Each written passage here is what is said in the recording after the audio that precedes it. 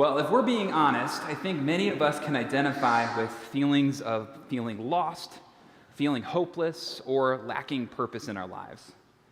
And I bet if today was the day you're going to have that conversation, but probably not on Easter with someone or with me, you could identify with one of those kinds of feelings, lost, hopeless, or lacking purpose. Now, if you are statistically somebody who is an outlier and all that and not experiencing one of those things right now on some variation, then I promise you, you know somebody who is struggling with one of those things right now. Because we know these are the things that we all struggle with, and these are the challenges we face in our daily lives. Now, there are other challenges each one of us face and we face together, but these are particularly vicious, I think, because when we are struggling with these senses of a lack of hope, a lack of purpose, and a lack of belonging, these particular things feel like there's no place to begin, because that's one of the things that they do to us, is they obscure for us where to start. There's other challenges where we know how to start and the challenge is to keep going, but there's other challenges that include finishing. But these in particular are particularly devastating for us because they confuse us because we don't know where to start when we're struggling with these things.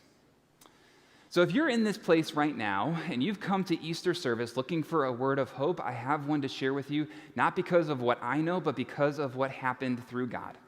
And because of what God did through Jesus, there is a place for every one of us to start when we are looking for a sense of hope, a sense of purpose, and a sense of being found. And that's to start with the risen Jesus. When we start our journey, when we go to the risen Jesus, we find an opportunity to have a sense of direction and clarity and purpose for our lives that can only come from the risen Jesus. And I hope that every one of us can have an encounter with the risen Jesus today or in some day to come. Now, I want to offer that invitation for each one of us to encounter the risen Jesus in particular, because it's in the risen Jesus that we find a chance to have our lives transformed. It's in the risen Jesus that we find an opportunity to get the clarity that we need about what life's supposed to have. And we know that it's the risen Jesus who changes lives because it was the risen Jesus who changed lives on that very first Easter morning. On the very first Easter, Jesus started to change everything for everybody because he was risen from the grave. Now, you might be thinking to yourself, like, well, don't we want to encounter the empty tomb? That would be cool. Sometimes people talk about, like, that's the greatest moment in history that they want to go back to and have a conversation with the people at the tomb that day. But check this out. You know what the empty tomb did on that day? It confused people. It left them wondering what in the world had happened. When the people hear the story, they didn't think that something amazing had happened. They thought something confusing had happened. And you know what's also true? That when we hear about the empty tomb, aren't we a little confused? Aren't we a little wondering what has happened? But when we hear about the risen Jesus, we see how everything changes. I mean, remember what the women experienced when they went back to the disciples that day and the others who were with them. They went back and told them what they had found, and they were confused. The men, because men don't listen to women carefully enough, like, let's just be honest, right? Okay? They thought they were telling idle tales. Now, whether that's because of the report or that's because they were still in shock, I'm not sure, but the reality is they were confused. And what happened? Peter got up and ran to the tomb, and what did he find? He found an empty tomb, and he was still confused. He was amazed because of what had happened, at least to start, but really, he was still confused.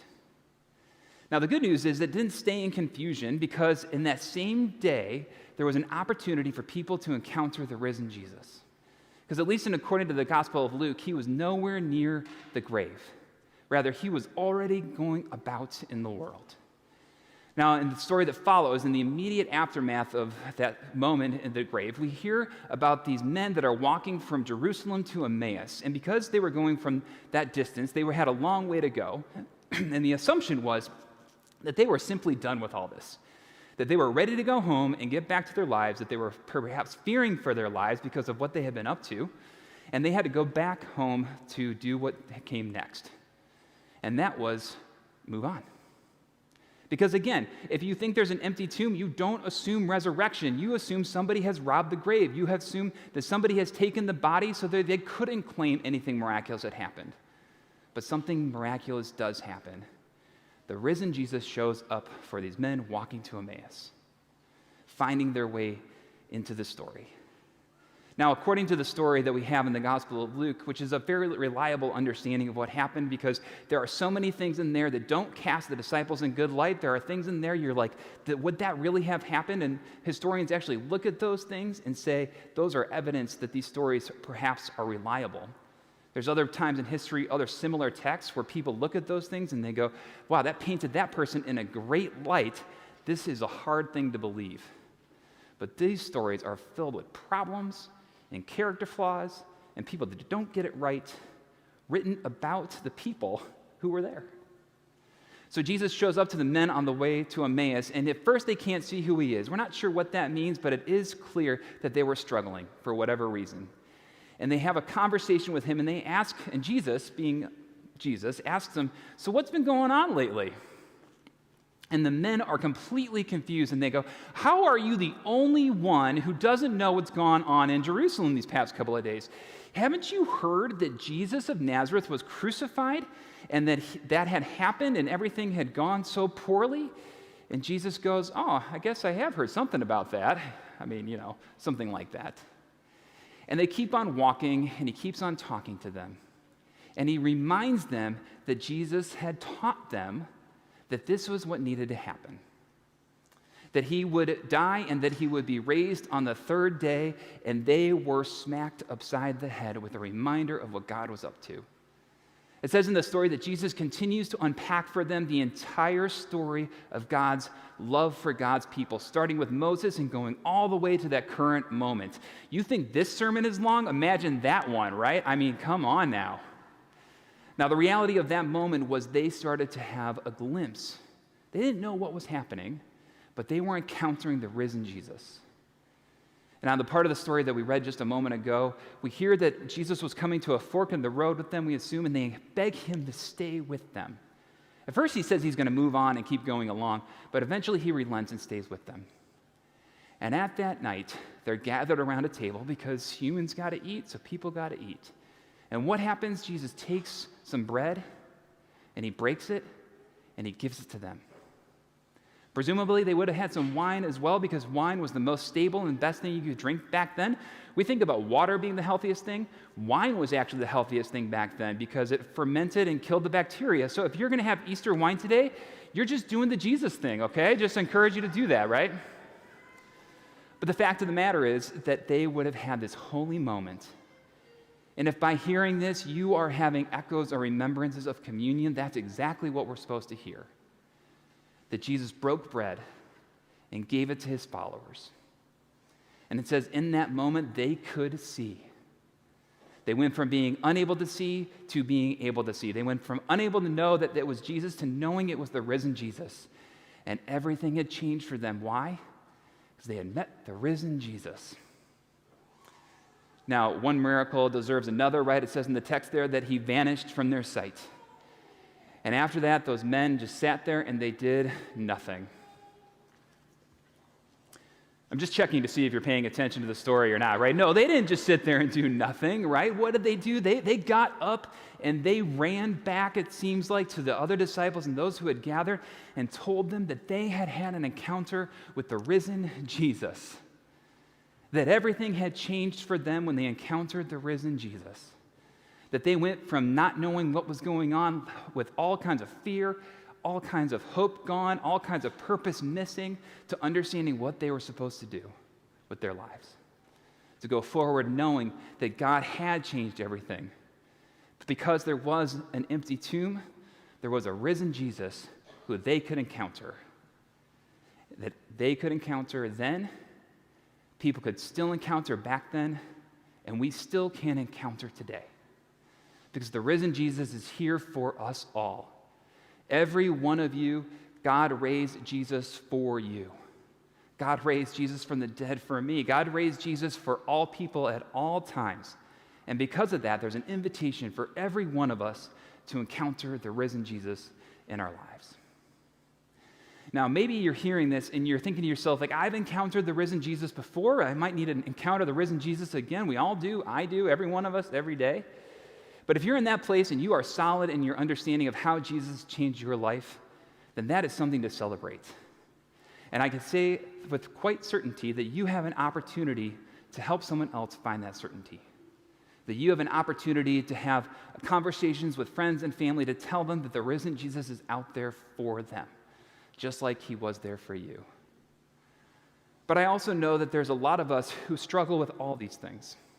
There's a lot of us who have conversations and wonderments and doubts, and those are all okay. But there's part of us that wonders if we will ever encounter the risen Jesus, because it seems so miraculous.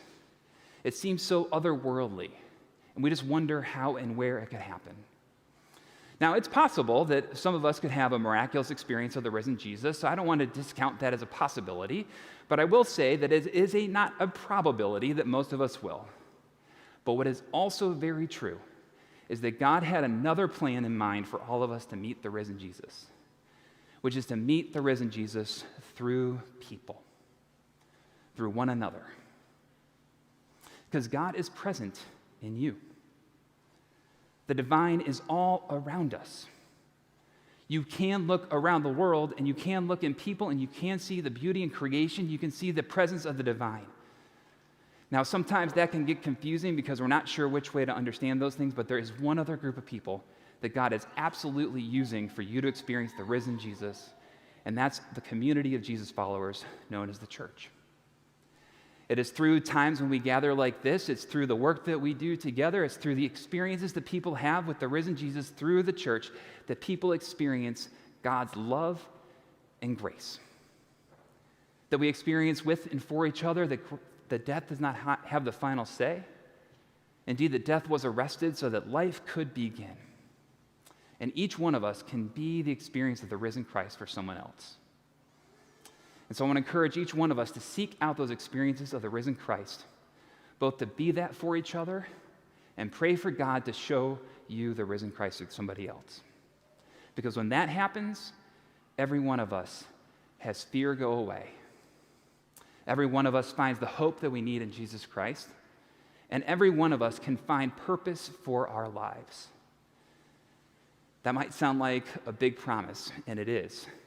But that's exactly what God does, and that's exactly what God continues to do through everyday, ordinary people. I want to close my message today by sharing with you a little bit of a testimony from Paul Goldschmidt. For those of you that might not know who Paul Goldschmidt is, he's a St. Louis Cardinals player. He won the 2022 NL MVP last year. And for those of you that know me a little bit, you'll know that I'm a Cubs fan, so I'm showing great grace and determination right now to lift up a Cardinals player for you. You can pray for me. But the reality is that Paul Goldschmidt had his life changed by the risen Jesus. It wasn't something that happened miraculously. Rather, it was an ordinary person that God used to change his life. So as much as I want you to hopefully hear a word about how God changed Paul's life directly, I also hope you can hear an example of how God had an encounter for the risen Jesus set up through an ordinary circumstance. Let's take a listen and a watch. We'd go to the batting cage and, I'd hit early. We'd take 50, 60 swings, work on my swing, and then we'd sit there for 20, 30 minutes and just talk about life. He asked me a question. He goes, "What do I need to do to get better?" I said, "Well, if you give me a couple of weeks, I'll tell you." I think the shock on his face, he's thinking probably, man, is there that much stuff? Turner was very open with his faith and his beliefs and did not push it on me at all. But of course, I started asking him about the reason he lives his life a certain way and why he believes something different than I did. I said, first of all, you got to grow in your relationship with Christ. Second of all, you got to be a better husband.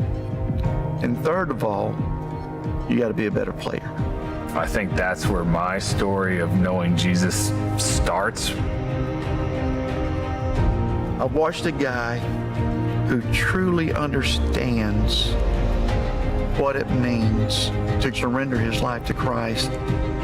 I know I'm not perfect. I know I'm making mistakes all the time.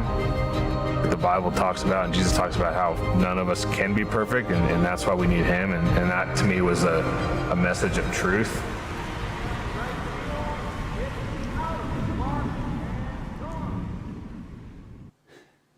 God used a minor league hitting coach to have Paul encounter the risen Jesus. And through that, Turner Ward was the body of Christ to Paul. It changed everything for Paul that day and the days to come. And it still changes his life today. You can hear more of that story. Go to I Am Second and check out that testimony. But the reality is that this is just but a little example of how God actually changes our lives when we encounter the risen Jesus. When we encounter the risen Jesus, we get a sense of God's hope for us, a hope that we all need. We get a sense of God's purpose in our lives and gives us direction and clarity. And when we encounter the risen Jesus, we have a sense that God is with us and that God will be with us every day of our lives. This is the hope we have because God raised Jesus from the dead. Because there is a risen Jesus for us to encounter, our lives can be changed. Amen. Mic drop.